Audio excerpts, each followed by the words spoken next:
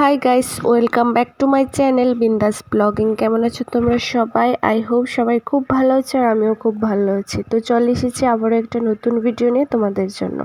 তো এটা কোথায় এসেছি সেটা তোমরা ভিডিওতে দেখতেই পারছো।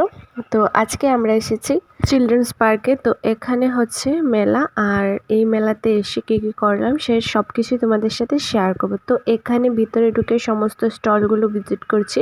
তো দেখতেই পারছো খুব সুন্দর সুন্দর কার্পেট আছে শীতে ঘরে মেঝেতে দেওয়ার জন্য, খুব ভালো।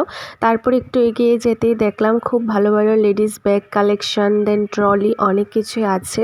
সাথে আছে ইন্ডিয়ান ওয়্যার, যেরকম শাড়ি, জুয়েলারি, অনেক কিছুই এখানে দেখতে পাচ্ছি।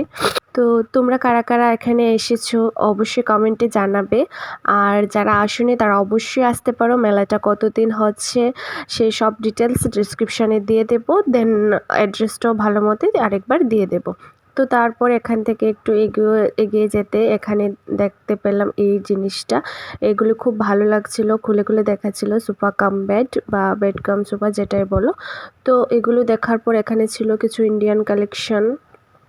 তো তারপর এখানে এই যে শোপিসের দোকানটা ছিল, এই শোপিসের দোকানে মানে বেশ কিছু শোপিস ছিল যেগুলি তোমরা ঘরে সুন্দর করে সাজিয়ে রাখতে পারো। তো খুবই ভালো ছিল এই জায়গাটা। দেন এখান থেকে আমরা চলে গেছি নেক্সট স্টলটা ভিজিট করতে। আর এই যে এখানে হচ্ছে ড্রাই ফ্রুটসের দোকান। তো আর এটা হচ্ছে একটা আচারের স্টল। তারপর আমরা এখানে আরেকটা শোপিসের দোকান দেখতে পেয়েছি। এই যে দেখো এখানে ছোট ছোট অনেক কিছু আছে, আর আমি কিন্তু অনেক কিছু জিনিস এনেছি, সেগুলি তোমাদেরকে অবশ্যই একটা শর্টসের মাধ্যমে দেখিয়ে দেব। দেখো ছোট ছোট শোপিস ছিল।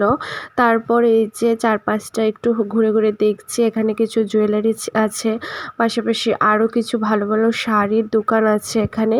তোমরা অবশ্যই আসতে পারো, এসে ভিজিট করতে পারো, দারুণ ভালোই লাগবে তোমাদের আশা করি। তো আর এই যে এই জুতিগুলি, এগুলি তো প্রায় এখন সব মেলাতেই দেখতে পাওয়া যায়।